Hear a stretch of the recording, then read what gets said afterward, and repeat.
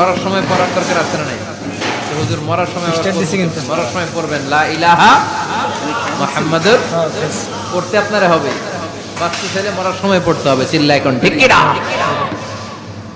আল্লাহ বলবেন নে, দুনিয়াতে অনেক আনন্দ করেছিস, অনেক দাপট ছিল তোর, অনেক ক্ষমতা, তোর ভয়ে এলাকায় কেউ কথা কয় নাই।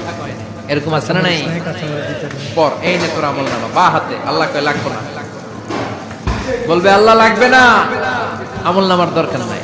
আল্লাহ বলবে দরকার আছে, নে তোর আমল নামা পড়। রব্বুল আলামিন বলবেন ইকরা কিতাবাকা কাফা বিনাফসিকাল ইয়াউমা আলাইকা হাসিবা। পড়, তুই তোর আমল নামা পড়। আমল নামা পড়ে নিজেই একটা নাম্বার দে। আমি আর নিজে নিজের নাম্বার দেয়া যায় না? পরীক্ষা দিয়ে এসেই বলা যায় আমি কত পাবো, বলা যায় না? যে ছেলেটা গোল্ডেন